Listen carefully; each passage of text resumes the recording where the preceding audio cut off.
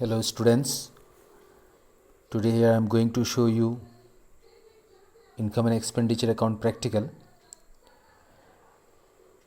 Before that you have to understand some special items. You know that the meaning of income and expenditure account. Income and expenditure account is a nominal account, right, which is prepared at the end of the accounting period. And who is prepared? By not-for-profit organization. Why? To ascertain the surplus or deficit. Surplus means what? Excess of income over expenditure. अगर आपका income ज़्यादा है और expenditure अगर आपका कम है तो दोनों में जो डिफरेंस निकल कर आएगा उसे सरप्लस बोला जाता है. अगर यही ट्रेडिंग ऑर्गेनाइजेशन होता तो इस सरप्लस को प्रॉफिट बोला जाता है. But we are doing what? NPO, not for profit organisation. तो इन दिस केस जो भी प्रॉफिट होगा उसे प्रॉफिट नहीं बोला जाएगा, उसे क्या बोला जाएगा? सरप्लस. और डेफिसिट मीन्स लॉस. अगर एक ट्रेडिंग ऑर्गेनाइजेशन है तो उस ट्रेडिंग ऑर्गेनाइजेशन में जो लॉस होता है वही loss not for profit organisation के लिए डेफिसिट है. तो deficit means excess of expenditure over income for a particular period. उसी पीरियड के लिए, उसी पर्टिकुलर पीरियड में अगर आपका एक्सपेंडिचर ज़्यादा है इनकम से तो दोनों में जो डिफरेंस निकल कर आएगा दैट इज़ कॉल्ड डेफिसिट. इसका मतलब है कि जब भी आप income and expenditure account prepare करोगे, either you have to find out surplus or you have to find out deficit. या तो सरप्लस निकल कर आएगा या तो डेफिसिट निकल कर आएगा. जो हम लोग का फाइनल आंसर जो निकल कर आएगा वो या तो सरप्लस होगा या तो डेफिसिट होगा. ठीक है. Income and expenditure account records all expenses and losses on which side? Debit side. And all income and gain on its credit side. आप जब भी income and expenditure account prepare करोगे तो आपका जो भी एक्सपेंसेस या लॉसेस है उसको आप डेबिट साइड में, मतलब लेफ्ट साइड में रिकॉर्ड करोगे. और जो भी आपका इनकम या गेन होगा उसको आप रिकॉर्ड करोगे क्रेडिट साइड. ठीक है. कौन से अकाउंट में? इनकम एंड एक्सपेंडिचर अकाउंट में. ठीक है. Income and expenditure includes only revenue items. You know that already I have given explanation in my previous video. While you prepare income and expenditure account, only revenue items are considered. Okay? हम लोग जब भी income and expenditure account prepare करेगा तो सिर्फ revenue nature का जो item होगा, ठीक है ना, उसी को ही रिकॉर्ड किया जाएगा. और जो कैपिटल नेचर का आइटम होगा उसको हम लोग रिकॉर्ड नहीं करेगा इनकम एंड एक्सपेंडिचर अकाउंट में. ठीक है. अच्छा, तो income and expenditure includes only revenue items, whether cash और नॉन कैश. चाहे वो कैश हो या नॉन कैश हो, चाहे वो कैश आइटम्स हो चाहे वो क्रेडिट आइटम्स हो. ठीक है. दोनों को भी रिकॉर्ड करना है. कहाँ? इनकम एंड एक्सपेंडिचर अकाउंट में. But capital items are not shown in income and expenditure account. लेकिन इनकम एंड एक्सपेंडिचर अकाउंट में कैपिटल आइटम जो होगा, कैपिटल नेचर का जो आइटम होगा उसको हम लोग रिकॉर्ड नहीं करेगा. One more thing that there will be no opening or closing balance in income and expenditure account. हम लोग जब भी income and expenditure account prepare करेगा तो ओपनिंग बैलेंस या क्लोजिंग बैलेंस को नहीं शो किया जाएगा इनकम एंड एक्सपेंडिचर अकाउंट में. जिस तरह हम लोग receive and payment account prepare किया था वहाँ में हम लोग opening cash balance, opening bank balance, closing cash balance, closing bank balance को शो किया था, रिकॉर्ड किया था. कहाँ में? रिसीव एंड पेमेंट अकाउंट में. लेकिन जब आप income and expenditure account prepare करोगे तो सिर्फ ये बात याद रखना कि income and expenditure account prepare करने का टाइम में कोई भी क्लोजिंग बैलेंस या ओपनिंग बैलेंस को रिकॉर्ड नहीं किया जाएगा कैश का या बैंक बैलेंस का. ठीक है. One more thing, while you prepare income and expenditure account, it includes items of current year only. Past and future items are not shown in income and expenditure account.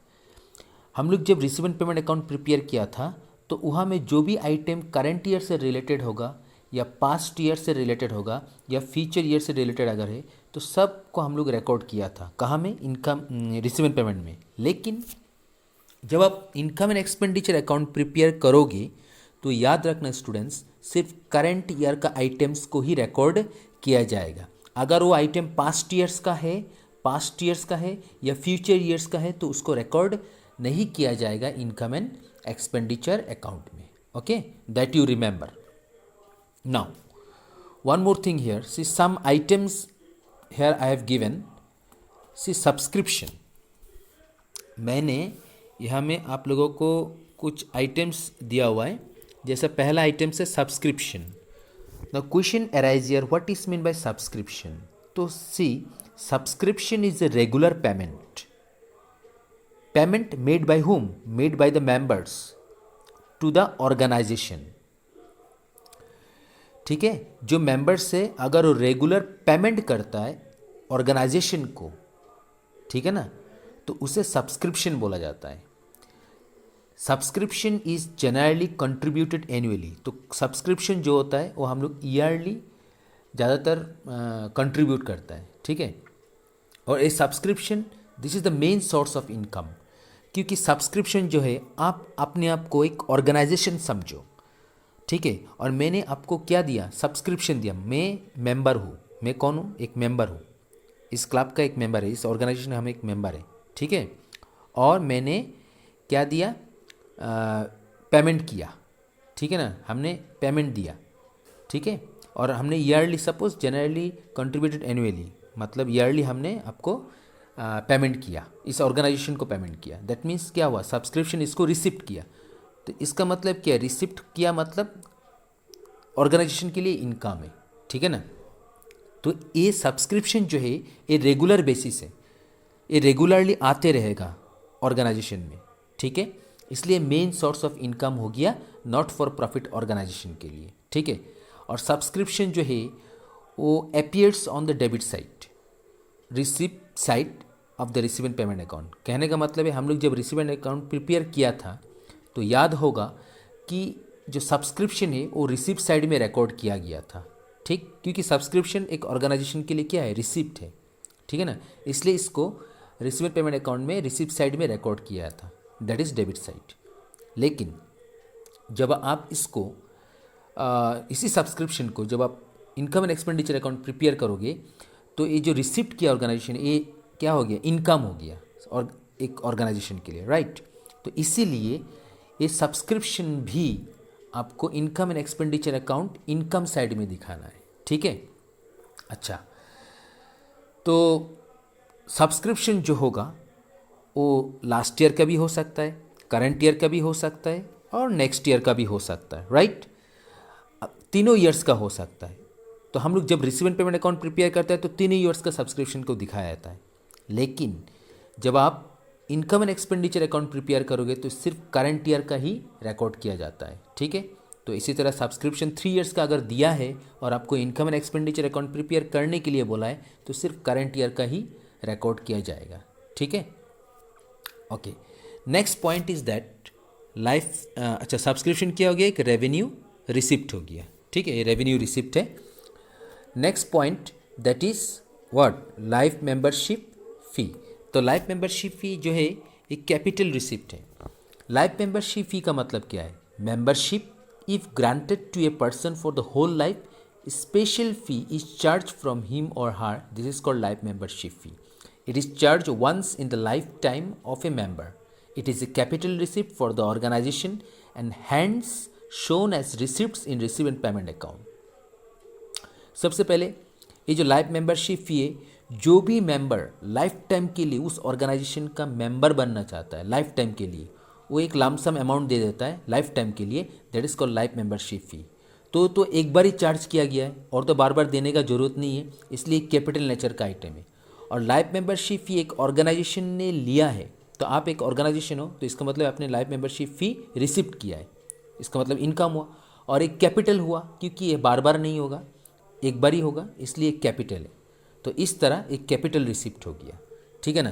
तो आप जब रिसीवेंट payment account prepare करोगे ये receipt side में होगा, लेकिन जब income and expenditure account prepare करोगे तो लाइफ मेंबरशिप फ़ी नहीं आएगा, क्योंकि लाइफ मेंबरशिप फ़ी कौन सा नेचर है, कैपिटल नेचर का आइटम है. इसलिए life membership fee income and expenditure account में रिकॉर्ड नहीं किया जाएगा.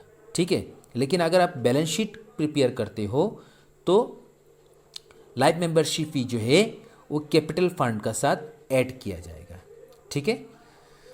Okay, next point is that general donation and specific donation. General donation जो है वो रेवेन्यू रिसिप्ट है और स्पेसिफिक डोनेशन जो है वो कैपिटल रिसिप्ट है, ठीक है।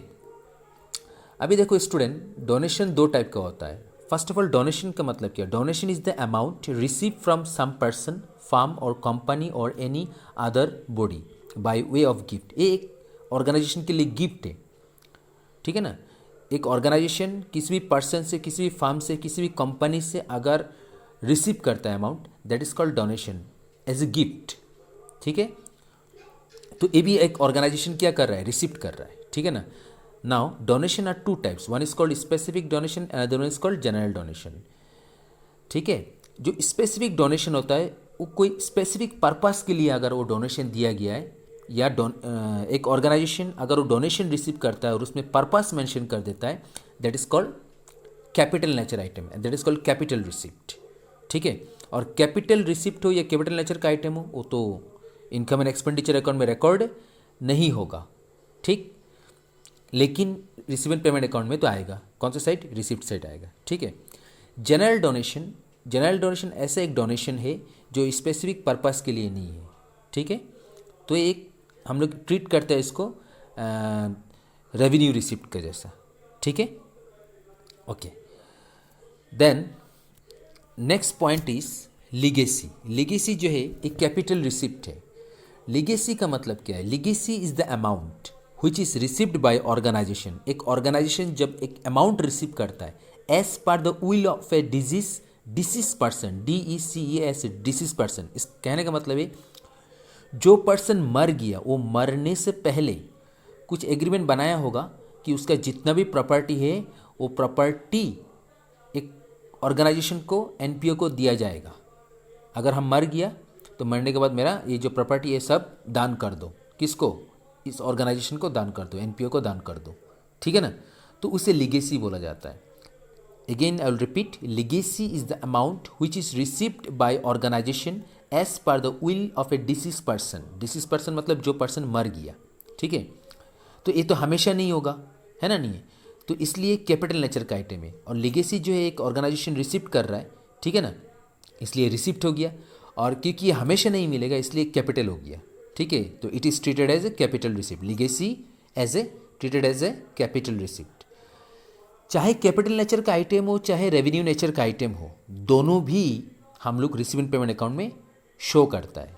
लेकिन जब income and expenditure account prepare करेगा तो सिर्फ रेवेन्यू नेचर का आइटम आएगा, लेकिन लीगेसी तो कैपिटल नेचर का आइटम है तो ये तो नहीं आएगा, ठीक है ना। तो यहाँ में लीगेसी जो हो गया कैपिटल रिसिप्ट हो गया। नेक्स्ट पॉइंट जो है स्टूडेंट्स, वो है सेल ऑफ ओल्ड न्यूज़पेपर। सबको मालूम है एक आपका एक ऑर्गेनाइजेशन अगर है तो डेली आप न्यूज़पेपर रखोगे ही रखोगे, और जब ये पुराना हो जाएगा तो आप इसको बेच दोगे, है ना, नहीं है, राइट, कुछ पैसा आ जाएगा। तो ये भी एक रेवेन्यू जनरेट होता है, ठीक है। तो ये भी रेगुलर नेचर आइटम है, ठीक है। इसलिए ये भी क्या हो गया, एक ऑर्गेनाइजेशन कुछ अमाउंट रिसीव कर रहा है, इसलिए रेवेन्यू रिसिप्ट हो गया, रेगुलरली है, क्योंकि आप रेगुलरली न्यूज़पेपर ले रहे हो, है ना, नहीं। तो बाद में जाके पूरा जमा हो गया, पुराना पेपर हो गया, इसके बाद आप क्या कर दोगे? लोहा टीना वाला को बेच दोगे ना, है ना, नहीं। तो इससे थोड़ा पैसा आ जाएगा, ठीक है। तो ये रिसिप्ट कर रहे हो आप, और क्योंकि पेपर आप डेली ले रहे हो इसलिए रेवेन्यू नेचर का आइटम हो गया, ठीक है। और इसको बेच के आप पैसा थोड़ा कुछ मिल जाएगा तो ये रिसिप्ट हो गया, ठीक। तो इस तरह रेवेन्यू रिसिप्ट हो गया, sale of old newspaper. Next is honorarium. Honorarium का मतलब क्या है स्टूडेंट्स? ऑनरेरियम मीन्स क्या? Person may be invited to deliver lectures or artist may be invited to their performance. Any payment made to this invite is called honorarium. कहने का मतलब है अगर आपका एक ऑर्गेनाइजेशन है, स्कूल होता है, कॉलेजेस होता है, कुछ अदर ऑर्गेनाइजेशन होता है, तो होता क्या है, कभी कभी प्रोग्राम्स होता है, कभी कभी हम लोग बड़ा बड़ा आदमी को बुलाता है, कभी कभी किसी आर्टिस्ट को बुलाता है, किसी सिंगर को बुलाता है, किसी लेक्चरर्स को बुलाता है कुछ लेक्चर देने के लिए, कुछ परफॉर्मेंस करने के लिए, किसी डांसर्स को बुलाता है, किसी सिंगर को बुलाता है ना, नहीं। तो लोग जो परफॉर्मेंस करता है उस परफॉर्मेंस के बदले में कुछ पेमेंट हम लोग कर देता है, ठीक है ना। तो ये क्या हो गया, ये ऑनरेरियम हो, एक इसका नाम ही है ऑनरेरियम। तो यहाँ में स्टूडेंट्स ये ऑनरेरियम जो है रेवेन्यू रिसिप्ट नहीं है, ये रेवेन्यू पेमेंट होगा। यहाँ में गलत लिखा है, ये रेवेन्यू पेमेंट होगा, ठीक है, a revenue payment, okay, honorarium, क्योंकि आप पेमेंट, ऑर्गेनाइजेशन क्या कर रहा है, पेमेंट कर रहा है, आप किसी को बुलाया है, जिस पर्सन को आपने बुलाया वो जो पर्सन है वो आपका उस ऑर्गेनाइजेशन का मेंबर नहीं है, रेगुलर मेंबर नहीं है, ठीक है। एग्जाम्पल लाइक आपने किसी आर्टिस्ट को बुलाया, किसी सिंगर्स को बुलाया, किसी डांसर्स को बुलाया, किसी बड़ा आदमी को बुलाया कुछ परफॉर्मेंस करने के लिए, और उसका बदले में आपने कुछ अमाउंट पे कर दिया, तो ये क्या हो गया, आपका खर्चा हुआ, पेमेंट हो गया, एक्सपेंसेस हो गया, है ना। और आपका ऑर्गेनाइजेशन है तो आप किसी ना किसी को तो बुलाओगे ही, आपका प्रोग्राम्स हर साल होते रहेगा, तो ये रेगुलर नेचर आइटम है, इसलिए रेवेन्यू हो गया। तो इस तरह रेवेन्यू पेमेंट हो गया, ठीक है। नेक्स्ट पॉइंट है एंट्रेंस फी।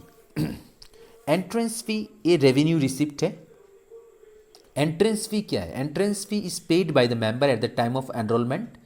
आप जब किसी ऑर्गेनाइजेशन का मेंबर बनना चाहते हो या एंट्री करना चाहते हो, उसके लिए जो आप पेमेंट करते हो दैट इज एंट्रेंस फी, ठीक है। तो generally it is paid every year, ये हर साल होता है, and considered as a revenue receipt. तो ये रेवेन्यू रिसिप्ट है, तो ये भी इनकम एंड एक्सपेंडिचर अकाउंट में शो किया जाएगा, ठीक है। नेक्स्ट पॉइंट है maintenance grant and capital grant. You know that students, government grants, government sometimes provide grants to the not for profit organization, right? So there are two types government grants, one is called maintenance grant, another one is called capital grant. Maintenance grant means what? Maintenance grants is provided for the purpose of meeting day to day expenses of not for profit organization. होता क्या है, एक not for profit organisation का daily का कुछ expenses होता है, हर रोज expenses होता है, रेगुलर एक्सपेंसेस है। तो वो जो खर्चा होता है एक ऑर्गेनाइजेशन का, उसके लिए गवर्नमेंट कुछ हेल्प करता है पैसा देके, ठीक है। तो इसे मेंटेनेंस ग्रांट बोला जाता है। तो this grant is provided annually, हर साल ये दिया जाता है। तो this grant is debited in receipt and payment account. Receipt and payment account तो आएगा ही, बट क्या ये इनकम एंड एक्सपेंडिचर अकाउंट में आएगा? बिल्कुल आएगा, क्योंकि ये रेगुलरली हो रहा है ना नहीं। तो ये मेंटेनेंस ग्रांट जो है ये रेवेन्यू रिसिप्ट है, इसलिए ये इनकम एंड एक्सपेंडिचर अकाउंट में आएगा। Next point is capital grant.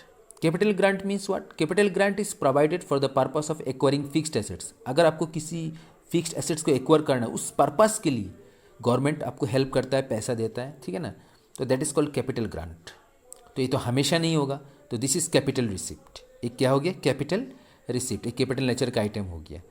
तो ये तो आपका रिसीवेंट पेमेंट अकाउंट में आएगा ही, लेकिन इनकम एंड एक्सपेंडिचर में आएगा क्या? बिल्कुल नहीं आएगा, ठीक है ना, क्योंकि इनकम एंड एक्सपेंडिचर अकाउंट में सिर्फ रेवेन्यू नेचर का आइटम को ही शो किया जाता है, ठीक है।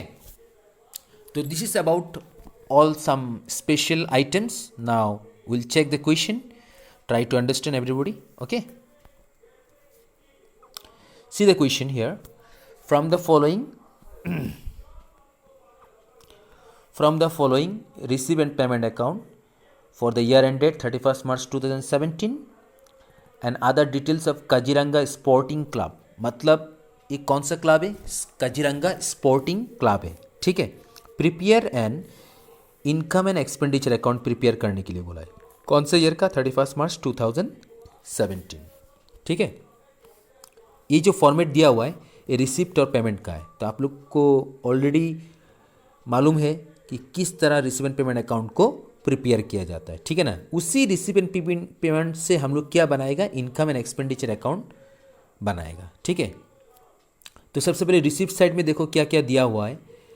कैश इन हैंड, डेट 1/4/2016, ये ओपनिंग कैश बैलेंस है। तो मैंने क्या बोला कि आप जब भी income and expenditure account prepare करोगे तो कोई भी ओपनिंग बैलेंस या क्लोजिंग बैलेंस नहीं आएगा, that is opening cash balance या क्लोजिंग कैश बैलेंस नहीं आएगा। तो ये तो ओपनिंग कैश बैलेंस है, तो ये तो इनकम एंड एक्सपेंडिचर अकाउंट में नहीं आएगा।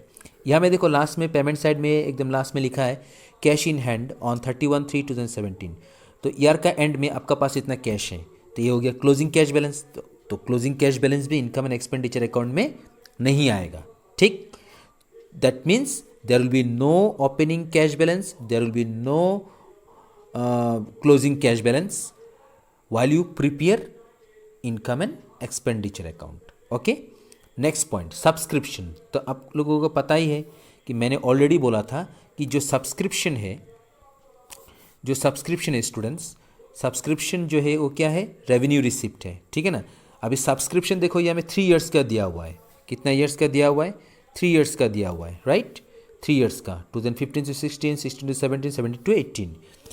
But we have to check what related to current year, कौन सा करंट ईयर का सब्सक्रिप्शन है। तो देखो स्टूडेंट, ये हमें 31 मार्च 2017 क्वेश्चन में दिया हुआ था, है ना, नहीं है, 31 मार्च 2017 दिया हुआ था।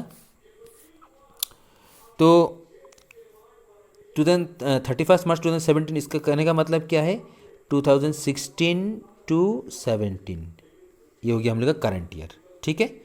तो यहाँ में जो 2016 to 17 ये हम लोग का करंट ईयर है, ठीक है ना। 2015-16 ये लास्ट ईयर, तो लास्ट ईयर का अमाउंट हम लोगों को लेना नहीं है जब हम लोग income and expenditure account prepare करेगा। नेक्स्ट ईयर 2017 to 18 ये नेक्स्ट ईयर हो गया, इसका भी नहीं लेना है हम लोगों को, है ना। तो कौन सा वाला लेना है, सिर्फ करंट ईयर का लेना है, दैट इज़ 30,000, ठीक है। तो सब्सक्रिप्शन कौन से ईयर का आएगा, सिर्फ करंट ईयर का आएगा, 2016 to 17, ठीक है। इसी तरह नेक्स्ट है डोनेशन। अभी देखो डोनेशन मैंने ऑलरेडी बोला था स्टूडेंट्स कि डोनेशन जो होता है वो 2 टाइप्स होता है, एक जनरल डोनेशन होता है, एक स्पेसिफिक डोनेशन होता है, ठीक है। यहाँ में तो ना जनरल डोनेशन बोला ना स्पेसिफिक डोनेशन बोला, कुछ भी मेंशन नहीं किया, तो इसको हम लोग एज ए जनरल डोनेशन मानेगा। तो इसका मतलब ये रेवेन्यू रिसिप्ट है, क्योंकि रिसिप्ट साइड में दिया तो रेवेन्यू रिसिप्ट है, ठीक है। तो ये रेवेन्यू रिसिप्ट भी इनकम एंड एक्सपेंडिचर अकाउंट में आएगा, ठीक।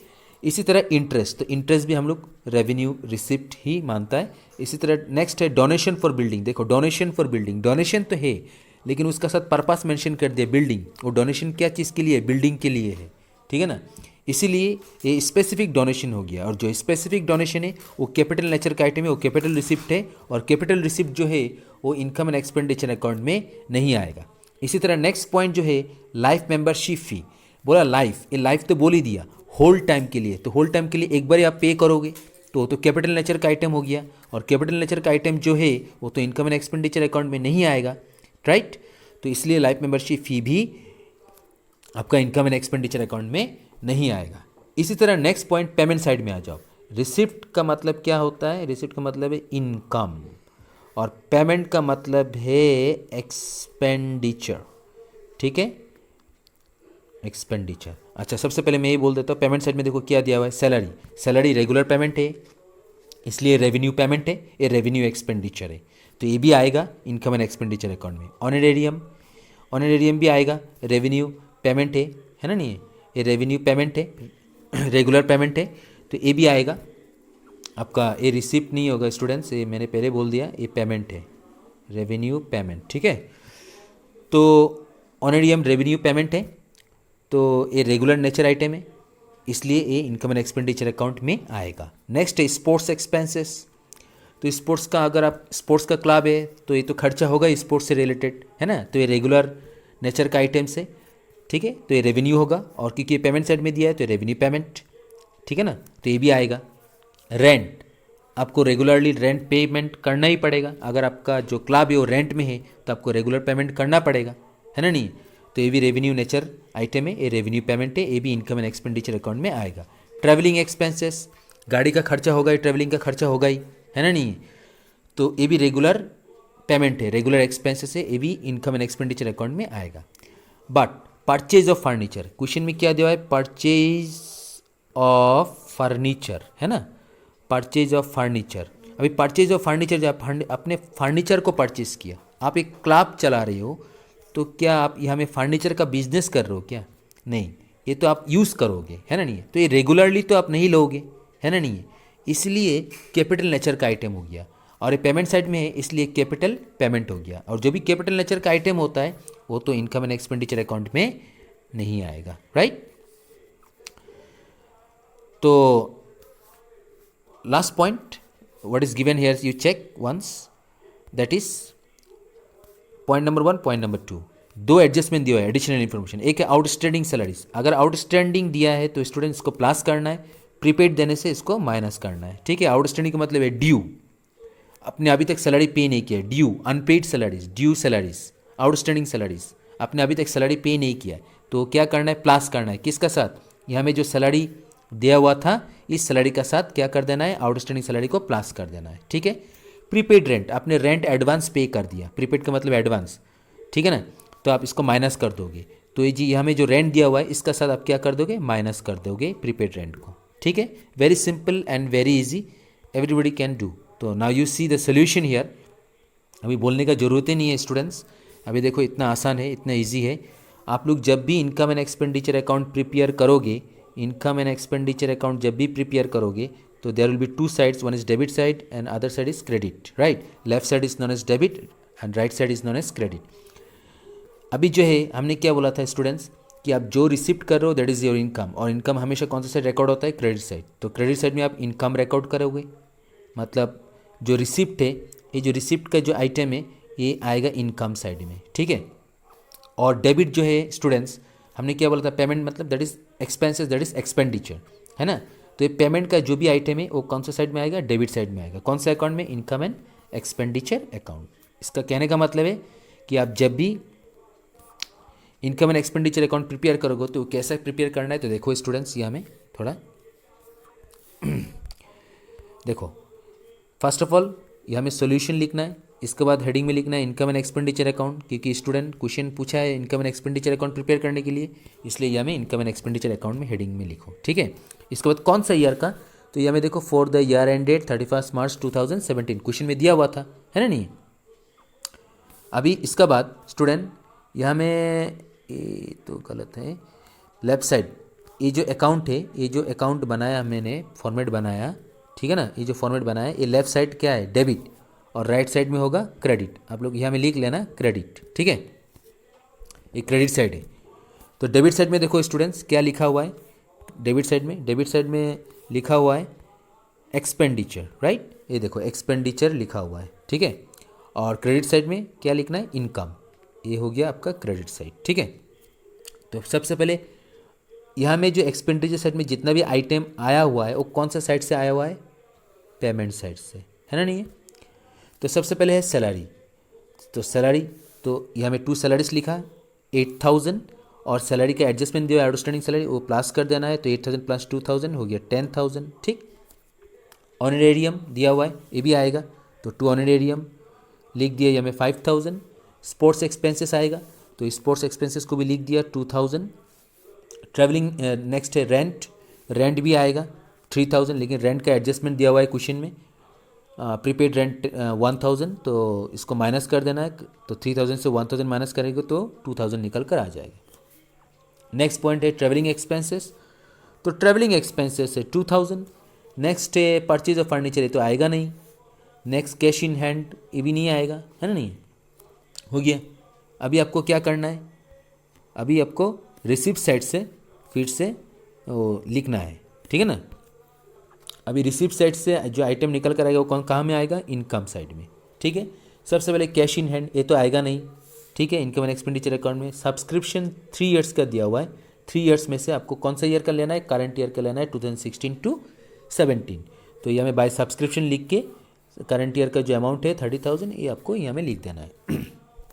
नेक्स्ट पॉइंट डोनेशन, तो डोनेशन लिखा है, डोनेशन देखो 7,000 लिख दिया, ठीक है। नेक्स्ट है इंटरेस्ट, तो इंटरेस्ट आएगा 3,000। Donation for building purpose mention किया, कैपिटल नेचर का आइटम है, ये हमें नहीं आएगा। लाइफ मेंबरशिप फी, ये भी कैपिटल नेचर का आइटम है, ये भी नहीं आएगा, ठीक है ना। तो इस तरह हम लोग इनकम एंड एक्सपेंडिचर अकाउंट को प्रिपेयर कर लिया, ठीक है। अभी हम लोग को क्या निकालना है, आइदर सरप्लस और डेफिसिट निकालना है, ठीक है।